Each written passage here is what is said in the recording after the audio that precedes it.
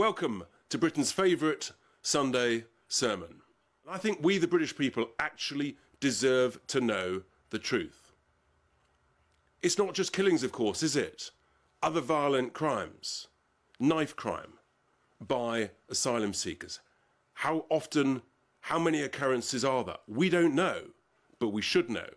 How many rapes? We don't know, but we should know. How much shoplifting, how much criminality, how much drug dealing, how much money laundering? We should be told the answers to these questions, because this is a significant change in what's going on in our country. But of course the authorities, they won't tell us. Do not think for 1 second that that's because they haven't got the data. They absolutely have got the data.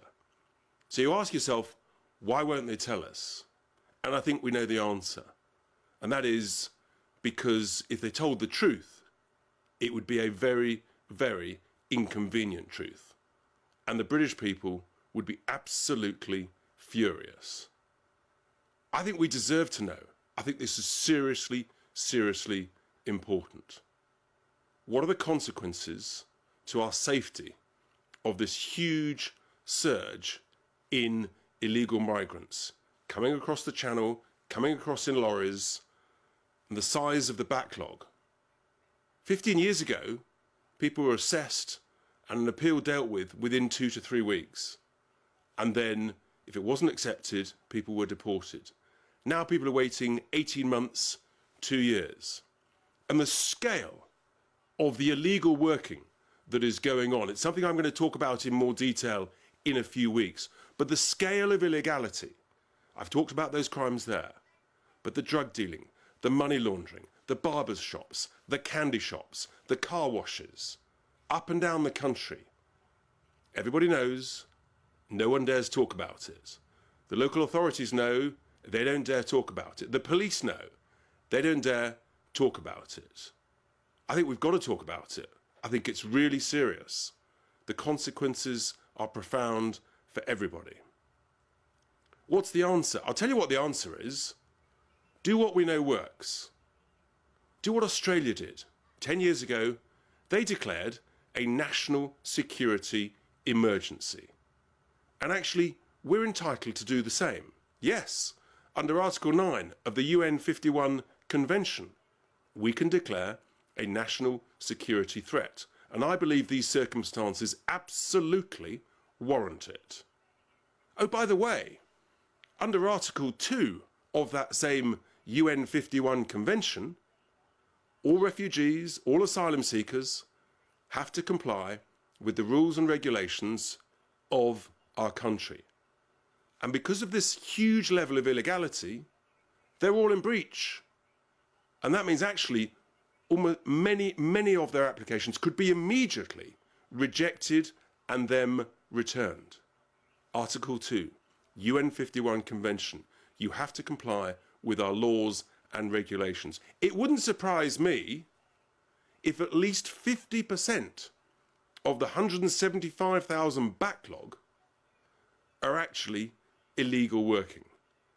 Because if you go to the hotels where they're staying during the day, it's like the Mary Celeste. There's no one there. They're out and about. I'll tell you what they're doing.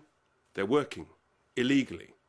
They're therefore in breach of our rules and regulations. This is a national emergency. That's what the government should do. But of course they won't. Even though we know that actually this is what works. It's what Australia did. They then also had a clear plan of turning back the boats. And that's what we should do. We should pick up and safely take back to the safe country of France. Why not follow that success that we've seen with Australia? How many more people, British citizens, are going to end up dead at the hands of asylum seekers? I think it's unacceptable. I think we need to know the truth. We've got a crisis on our hands. We need to know the truth. We need to know what the answers are.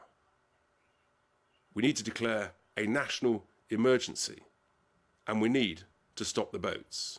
If we do that, then we'll be in a much, much better place.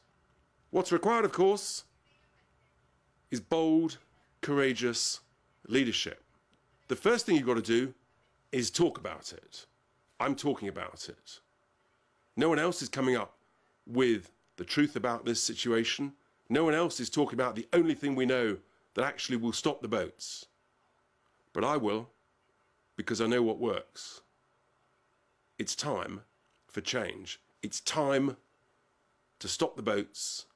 It's time that we actually got a grip of this illegal and dangerous crisis. I know it's a tough message. I know it's the Sunday sermon, but that is what is required to be done. And with that, here endeth my Sunday sermon.